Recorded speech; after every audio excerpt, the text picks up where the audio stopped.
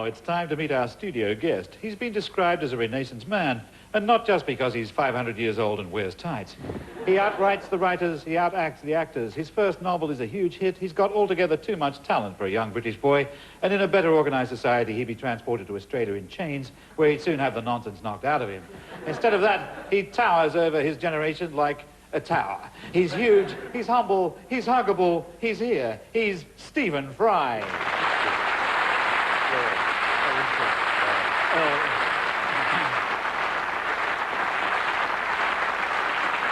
Stephen, the Tory party conference finished yesterday. How do you think it went? Yes. Well, now you see, oh dear, I'm a tolerant and patient man. I like to think of myself as one, and I have time for all kinds of things. You know, dung beetles. But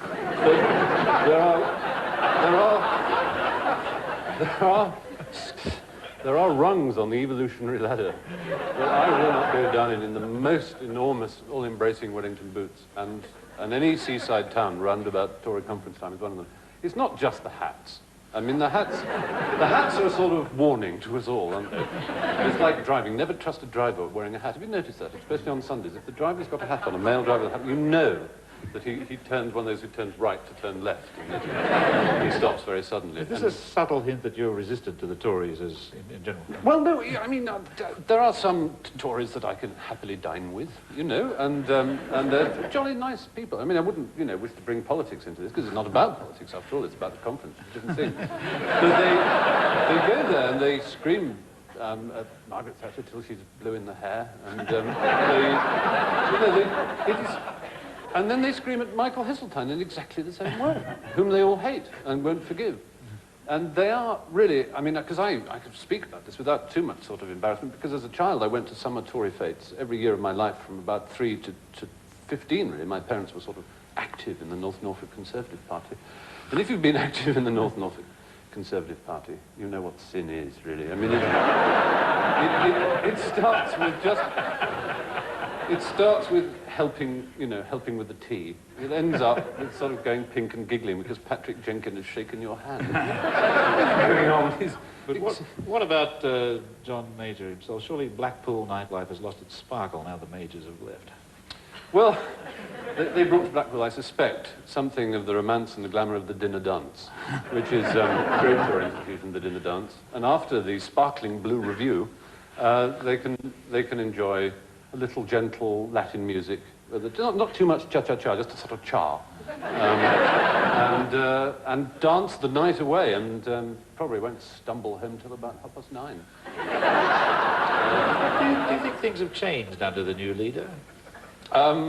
Well, I think more and more Tories are beginning to tuck their shirts into their underpants, which is a good thing.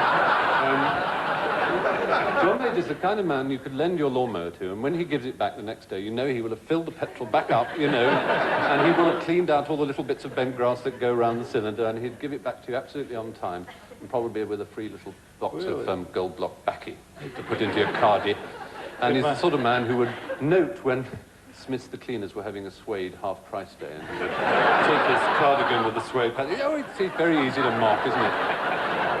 Do you think it's possibly a front with Major, and underneath he's some sort of James Bond figure? He's a tiger under all that? The name's Major. John Major. Yeah.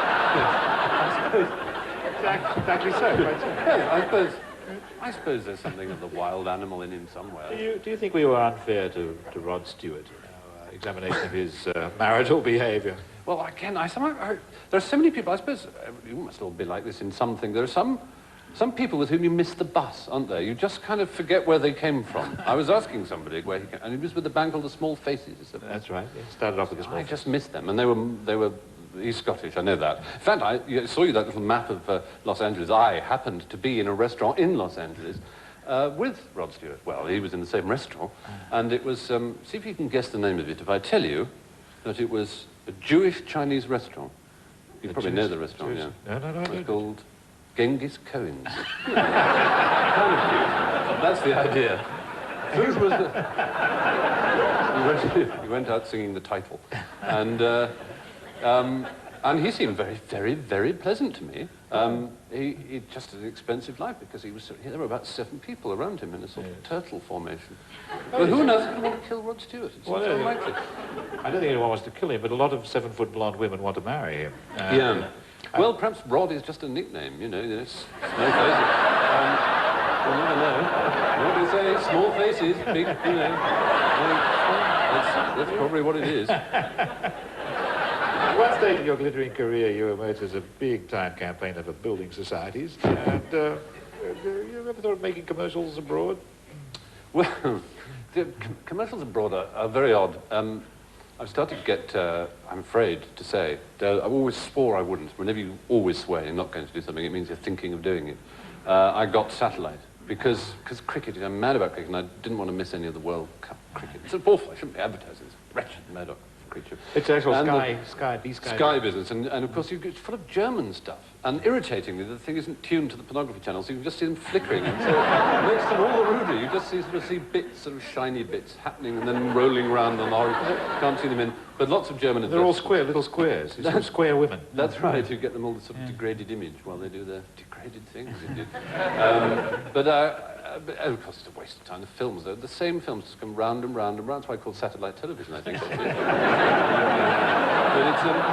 it is appalling. But I had foreign advertisements are beautiful because they're wonderfully primitive, and I think advertisements should be primitive. The French have this obsession with words ending in the letter C that just is enough to say. They go crack, say cracotte, and glick, say black bloc, twack, you know, with a big exclamation mark in a nice primary colour, and that's Eurostar. And we're taught to believe that we're visually illiterate, and you see these ridiculous French things. I mean, well, our commercials are practically the only movies that are made in this country. They're all about people like Ridley Scott and so on. They spend millions. They're hyper-sophisticated. Oh, they're brilliant.